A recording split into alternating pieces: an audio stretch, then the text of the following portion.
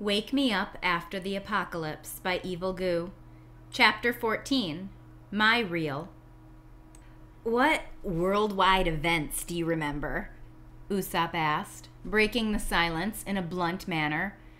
From when you were, there. Something flashed in Dion's eyes. Anger. For the first time, he seemed legitimately angry, obviously not happy with the question. The guy could handle being threatened with violence or having his advancements rejected, but this topic in particular seemed to hit a nerve. He must have thought when he said that he had been a slave, the conversation would end, and yeah, that would have been the polite thing to do. Usopp really shouldn't do anything that would remind the man of such an atrocious, humiliating memory, but he needed to know. He had the spark, just the tiniest ember of an idea forming, and this was his one and only chance to blow flame to it. It had felt real. Not perfect. Real. Well, I hate to tell you this, bro, but they didn't exactly hand out newspapers to slaves. They didn't chat with slaves. In fact, when our ears were not bleeding, we were too busy listening to constant taunts and demands. So, not sure how I can... Okay, but it didn't actually happen, Dion, Nami reminded him, obviously going for gentle, but her annoyance contaminating her words and sharpening them. Usopp, risking Nami's wrath, trampled over whatever she was going to say next. Yeah, but is there anything you did learn? Maybe about pirate groups or... Man, I don't know. I guess I overheard some of them freaking out about fishmen coming to the reverie. My bleeding ears perked up at that shit. My king. Bah, not my king. He wasn't my king if he let his people get snatched up like that. Wait, Usopp managed, in increasing volume, hands waving frantically in front of him. You know that King Neptune was at the reverie? Something clicked, and Usopp got really excited, no longer able to stay seated.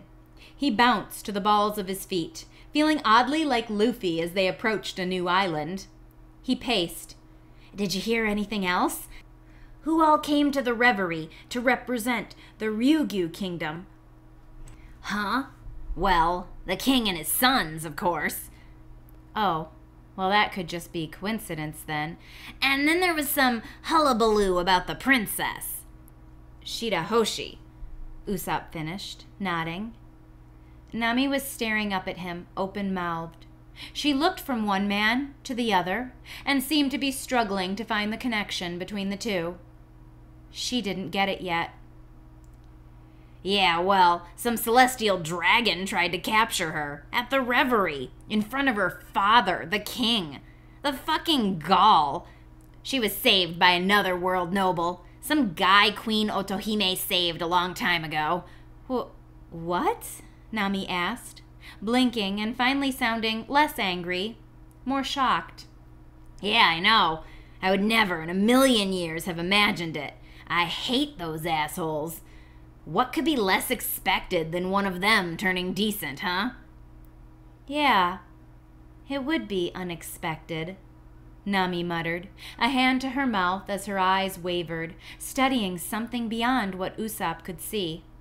Usopp, at least, had never heard anything about Shirahoshi being endangered at the reverie. If news would have reached them, Luffy would have been grade A pissed. Unexpected. So why would your mind make it up? You get it? Usopp muttered, taking a seat next to her again, maybe a bit closer than before. She nodded slowly, gulping. It's not fake, or at least not totally. At that, Nami snapped up, eyes narrowed. It is fake. Damn it, Usopp, that's not what this means. It does. The plant, obviously, is doing more than just making us hallucinate. It's reading our minds. It uses what we know to create a world for every person it grabs. He gestured haphazardly at Dion, growing heated. Why would his own mind make him a slave? It wouldn't. But if every Marine in that building was taken, and they all remembered that he was going to be a slave, and if every slave trader was taken and they expected to be paid for selling a fishman as a slave, and it seemed to be the way the world was moving, and the plant just continued the story of the life along. Holy shit, Dion muttered, eyes wide as he watched Usopp rant. Yeah, I'm going to guess that everyone it put to sleep, maybe even the people it killed, it read their memories somehow. That's how it knew Law was on Punk Hazard and how I was able to meet him there. It had the memories of Caesar Clown or his cronies.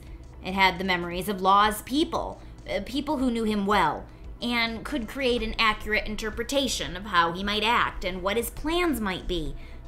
So, Nami picked up, prickly, it was a guess on how the real world would have continued, had it not been interrupted with, mass murder and enslavement, but that doesn't make it accurate.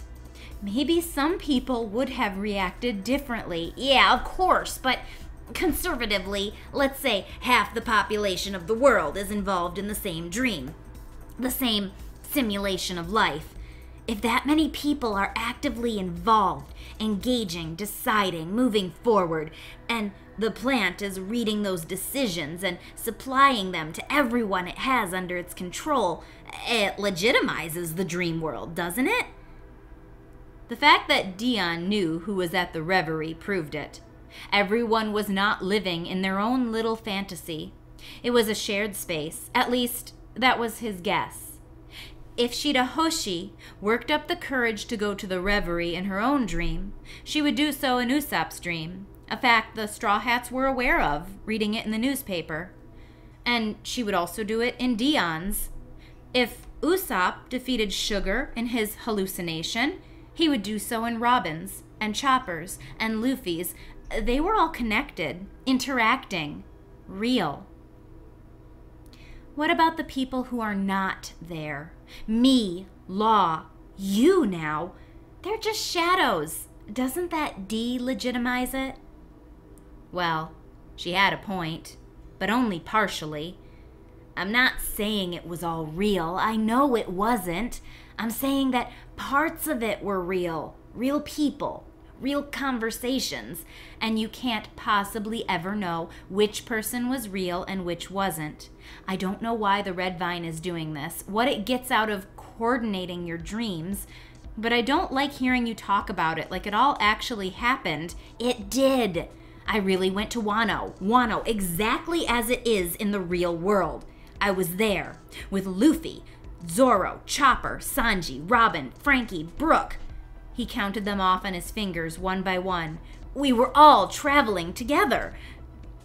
They had been yelling by this point, without either really realizing it. At some point, Usopp had been flung back up on his feet, like a spring that was being forced down for too long. Nami's lips were a tight line as she shook her head. Not me, she muttered under her breath, and was quiet for a long minute. Just as Usopp was about to fill the silence with further arguments on why he was right, she stood with a sigh, walking towards the door. I'll see you both at breakfast. I think we could all use some time to think on this. She shut the door behind her, softly, way too softly. An angry, over-controlled motion, like she was trying not to slam it. Usopp was completely confused. Why was she pushing against this so hard? The line between what was real and what was not, why was she so adamant about it being her way or nothing? It was annoying. He forgot how stubborn she could be in the old days before Sabori. She hadn't been quite as contrary as that for a while. Oh. Hold on. Women, right? Dion barked, slapping his knees as he stood. The more beautiful they are, the more crazy. Hey, want a beer? They're warm, but... Usopp was already out the door and into the cool night air, jogging a bit to catch up with the silhouette marching ahead, dimly visible with the distant light from the community center. He tapped her shoulder as he popped up next to her, a little out of breath. She jumped, actually hissing a little as she sucked air in through her teeth, until she saw it was him. Then she just frowned, arms crossing as she faced the opposite direction, even though they were now walking side by side. "Aw, come on, Nami. I didn't mean to piss you off. I guess it's just a time-honored tradition, huh?" His attempt at humor may or may not have gotten through. He couldn't see her face, turned away as it was. "I didn't mean we were all there. I know you weren't. The copy of you wasn't you, but it really shows how well we all know you, right? For it to be so similar?" "How was she different?" she asked, finally talking. "Oh, well, she had grown her hair long, while your hair is now pretty short. So there's that." Nami frowned. "Really? That's the best you've got? And my hair is like this because it's easier to keep clean. Speaking of which, are you keeping your hair that long? It looks a mess." "I haven't really had time to comb it out that well." "Right, because it's too long to take care of easily. That's why my hair is short. After missions, I was worried I'd get spores in it and not clean it well enough and, well, maybe that's just paranoia. Anyway, that's not a difference that can be explained by anything but the end of the world. Next?" Usopp was stumped. What did she want from him?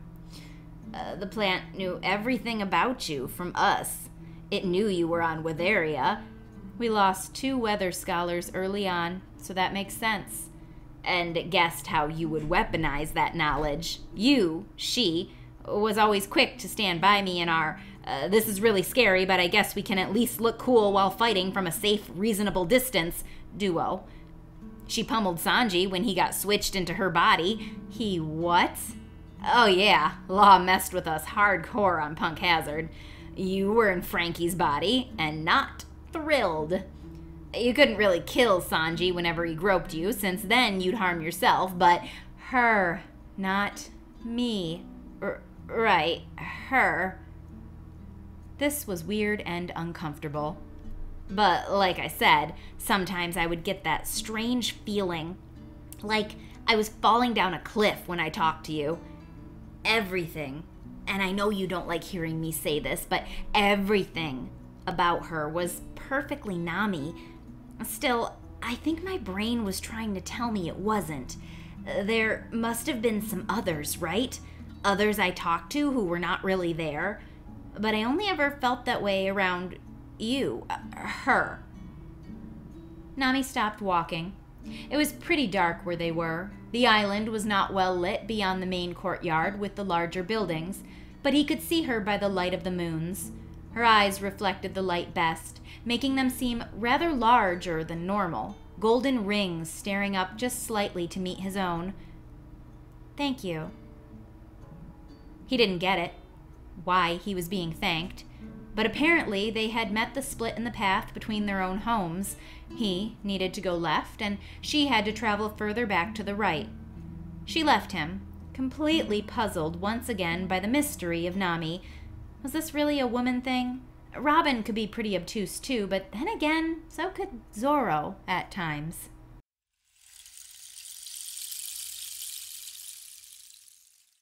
She turned on her small table lamp, sighing as she sank to her bed, rubbing at her face. She felt like everything she had known about the world, as it stood now, was crumbling. The dream world was so enticing. It was dangerous, supremely dangerous. Even if they woke up everyone in the whole world, mass distributing panacea as Law dreamed of doing, what then? Even if the vine could be beaten back, how many people would reject reality? There was an inherent danger there to interpret that dream as real, just because there were other people ensnared in the same trap. It was still a prison, even if the inmates were real. When Usopp talked about it like it was anything but, it freshened some fear in her gut. The same fear she felt when the tides would turn in a battle and she witnessed a nakama losing against some unstoppable enemy. She didn't want him thinking that way, because some small kernel inside her thought he might not be strong enough to fight that seduction. Equally strong was her pain at hearing about the crew, all together without her. When he spoke about them all there, in that dream world so fondly, it was like a punch to the gut. Like he didn't care that she was excluded, that she was a fake. She was glad that he picked up on that part at least, to some extent. She wrapped her arms over her stomach, trying to settle the nausea that had accumulated as she grew agitated over the evening. Leaning forward like she was struggling to keep her insides inside. He had known she was fake, somewhere deep inside. That, at least, was comforting. He hadn't known the others were fake, just her. His mind had struck out at him when he spoke to her. Was it because the two of them knew each other so well? Because they were always so close, and small, barely perceptible details that went over the heads of others were picked up subconsciously by him? He definitely knew her that well, 4 years ago. How much had she changed since those days? She was always trying to stick close to him since he awoke here, helping him adjust to the new world. Plus, he was her nakama. He was special to her. She wanted to stick close to him, as if verifying that he really and truly was back. He was real and alive and back in her life. She wanted them to be like they used to be, almost able to read each other's minds, to be able to laugh loud and smile big with one another again. It would just take time, she imagined, for them to learn how each had changed.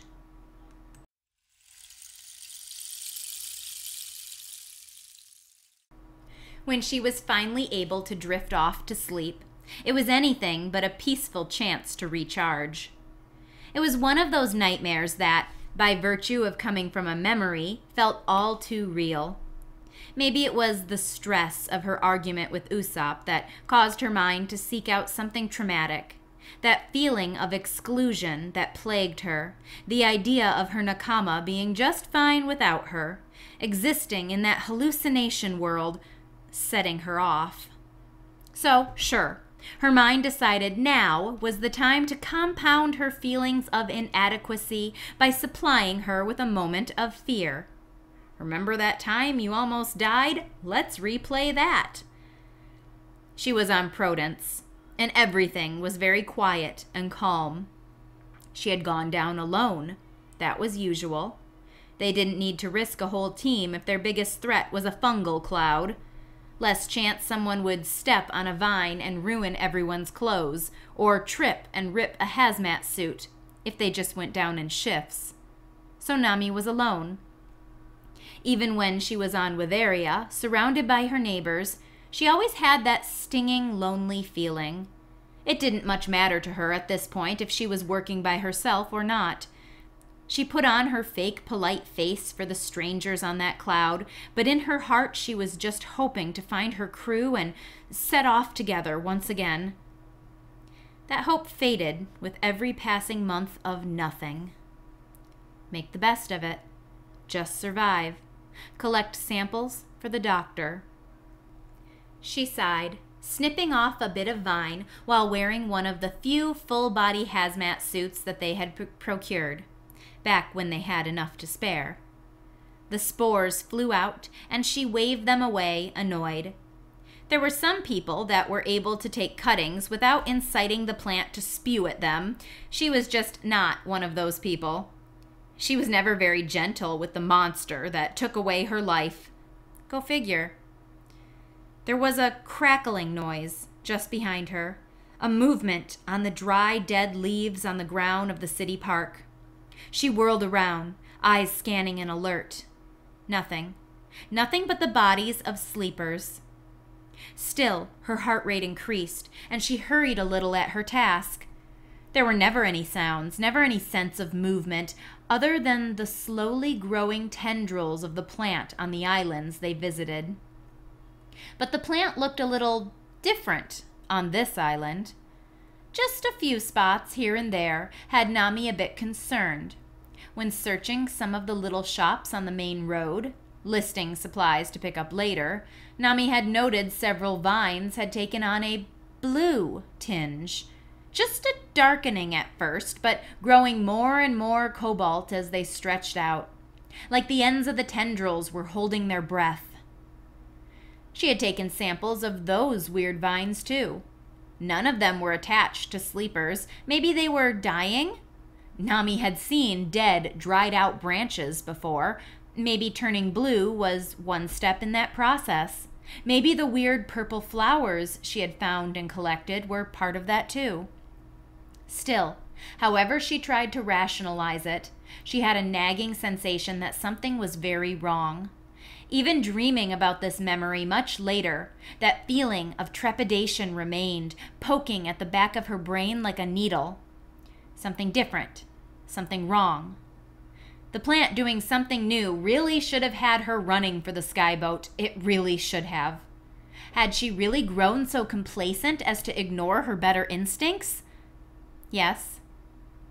Too long being a regular Witheria citizen, forgetting what she had learned on the seas as a pirate. Too long thinking they knew all about the dangers of the plant and how to avoid it. She was suddenly struck with self-realization and almost out-of-body understanding that this was, indeed, a dream. Knowing that she was in a dream and knowing it was a memory did not help much. She knew what was coming next, and there was no bracing for it. The knife, a long, thin kitchen knife, ran straight through her. She gasped, struggling for air, shaking hands, reaching for, but not touching, the sharp end sticking out of her left side, just below her navel. Blood pooled on her blue t-shirt, and as the blade was withdrawn, the wound spurted blood faster than she would have expected, her hands finally reaching the spot and attempting to keep everything inside where it belonged. She fell. She wasn't exactly sure why. It could have been from the pain, or the physical push of the attack had created the momentum. All she knew was that 1 minute she was staring in abject horror at the life leaking from her, and in the next moment her knees were hitting the dirt. That wasn't the worst part. Nami knew what was coming next. She could only play her part in horror. This was a memory. She couldn't change it. She heard the footsteps for what they were now, crunching boots on leaves. There was more than one person attacking her, and she looked over her shoulder to put her face to her death. An old man, holding the bloody knife, eyes wide and staring at some distant point beyond Nami's head. He didn't really see her, it seemed.